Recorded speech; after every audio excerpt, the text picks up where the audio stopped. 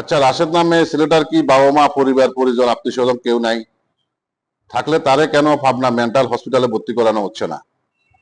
সে MP হওয়ার শোক সহ্য করতে না পেরে অনেকটা মানসিক ভারসাম্যহীন হয়ে গেছে। সে এমপি হওয়ার জন্য একটা দলের সেক্রেটারি পদ ছেড়ে বিএনপিতে যোগদান করলো। তারপরও বিএনপির এই সুবর্ণ সময়ও সে এমপি হতে পারে নাই, যার কারণে সে অনেকটা শোকে, অনেকটা মানসিক ভারসাম্য হয়ে গেছে। কারণ এই সুবর্ণ সুযোগে যদি সে এমপি হতে পারে নাই, ভবিষ্যতে এ ধরনের সুযোগ আর আসবে কিনা তাও সঠিক জানা নাই। সে চিন্তা করলো যে তার পিছনে রাজনীতি করা, তার সমবয়সী অনেকে এমপি হয়ে গেছে, তার দলের প্রধান বিপিনুর মন্ত্রী হয়ে গেল। সে বিএনপির টিকিট পেয়েও, বিএনপি এতগুলো আসন পাওয়ার পরও তার আসনে বিএনপি লোক তাকে ভোট দেয় নাই, সে এমপি হতে পারে নাই। এই শোকে সে এখন অনেকটা মানসিক ভারসাম্যহীন হয়ে আবল তাবল বকতেছে। সে এক এক সময় এক এক নেতাদের বিরুদ্ধে উদ্দেশ্য প্রণোদিত ভাবে কিছু কথা বলে নিজেকে আলোচনা রাখতে চাচ্ছে, কারণ সে এখন আলোচনার বাইরে রিজেক্ট মাল। সেই সমস্ত আবল তাবল কথা বলে আলোচনা থাকার চেষ্টা করতেছে। আপনি একটা জিনিস চিন্তা করে দেখেন, বাংলাদেশে এ পর্যন্ত নির্বাচন কমিশন থেকে গেজেট প্রকাশের পরে কোন এমপি পদ অবৈধ ঘোষণা হয়েছে এ ধরনের কোন রেকর্ড আছে? হাইকোর্টে মামলা করার পরেও কারো এমপি পদ অবৈধ ঘোষণা হওয়ার পরে সুপ্রিম কোর্টে আপিল করার পরে বছর বছর চলে গেছে, এমপি পদের সময় শেষ হয়ে গেছে, কিন্তু মামলা শুরু হয় নাই। ঋণ খেলাপি প্রমাণিত হওয়ার পরেও কারো এমপি পদ এই পর্যন্ত অবৈধ ঘোষণা হয়েছে বা কারো এমপি পদ খারিজ হয়ে গেছে এমন কোনো রেকর্ড আমার সঠিক জানা নাই। আর সেখানে তো তথ্য গোপন, মত্য গোপন, এগুলো তো কোনো বিষয়ের মধ্যে পড়ে না। আমি এই কথাগুলো এই কারণে বললাম যে হান্নান মাসুদ আমার আসনের এমপি।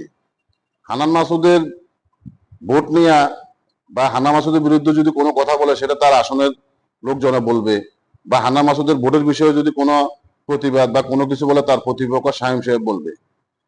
কিন্তু যে রাশেদকে তার আসনের বিএনপি পছন্দ করে না, এখন রাশেদের কথায় আমাদের আসনের কিছু বিএনপির লোক খুব খুশি হয়, অথচ রাশেদের আসনে বিএনপি লোক রাশেদকে প্রত্যাখ্যান করছে। যার কারণে সে এমপি হতে পারে নাই, কারণ ওই আসনটা কিন্তু বিএনপি অধ্যুষিত আসন। বিএনপি নমিনেশন পাইও কিন্তু সে আসনে সে এমপি হতে পারে নাই। রাশেদ হান্নান মাসুদের বিরুদ্ধে সমালোচনা করুক, তাতে আমার ব্যক্তিগত কোনো সমস্যা নাই, কিন্তু তার সমালোচনাটা গ্রহণযোগ্য সমালোচনা হতে হবে। সে তো অগ্রহণযোগ্য ভাবে, উদ্দেশ্য প্রণোদিত ভাবে সমালোচনাগুলা করে। এর আগে সে একটা কথা বলছিল যে আওয়ামী লীগের কোন এমপিকে এয়ারপোর্ট পার করে দেওয়ার জন্য হান্নান মাসুদ 5 আগস্টের পরে 3 কোটি টাকা চুক্তি করছে। তো আমার প্রশ্ন হলো, যখন সে চুক্তিটা করে, আপনি যখন সবকিছু জানেন, তাহলে আপনি তখন এই জিনিসটা প্রকাশ করেন না কেন? এত বছর পরে, এতদিন পরে কেন প্রকাশ করলেন? তাহলে সেখানে কোনো উদ্দেশ্য আছে। আসল বিষয় হলো হান্নান মাসুদের সাথে রাশেদ খানের ব্যক্তিগত একটা ভুল বুঝাবুঝি হয়েছে টক শোতে। সেখানে হান্নান মাসুদ রাশেদ খানকে একটু ইনসাল করে, একটু অপমানজনক ভাবে কথা বলছে। সে ওটা সহ্য করতে না পারে একের পর এক বিভিন্ন মিথ্যা তথ্য ছড়াচ্ছে। আর সে স্বাভাবিকত এখন একটু ব্যাক করে আছে, তার আলোচনা এখন আর কেউ করে না, সে এমপি হতে পারে নাই।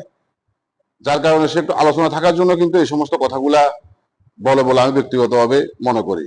এবং আওয়ামী লীগের যে সমস্ত সাবেক চেয়ারম্যানেরা হান্নান মাসুদের সাথে 5 আগস্টের পরে দেখা করছে, তো এটা তো যারা দেখা করছে তারাই তো এই ছবিটা তখন প্রকাশ করছে। রাশেদ খান এতদিন পরে এই ছবিটা প্রকাশ করার উদ্দেশ্যটা কি? যারা হান্নান মাসুদের সাথে তখন দেখা করছে, যে সমস্ত সাবেক চেয়ারম্যানরা, তারা কিন্তু তাদের ফেসবুকে ছবিটা প্রচার করছে। 5 আগস্টের পরে তো হান্নান মাসুদের সাথে হাতিয়ার বিএনপি অনেক নেতা কর্মী দেখা করছে। 5 আগস্টের পরে হান্নান মাসুদ কোনো রাজনৈতিক দলের নেতা ছিল না, সে ছিল জুলাই আন্দোলনের নেতা। যার কারণে সব দলের লোক তার সাথে দেখা করছে, আওয়ামী লীগের সাবেক চেয়ারম্যানরাও দেখা করছে, এবং তারা নিজেরাই ওই ছবিটা প্রকাশ করছে। তো এই ছবি তো সবাই জানে, সবাই দেখছে। তো সে এতদিন পরে প্রকাশ করা তার উদ্দেশ্য নিশ্চয় তার কোনো সেখানে হীন উদ্দেশ্য আছে।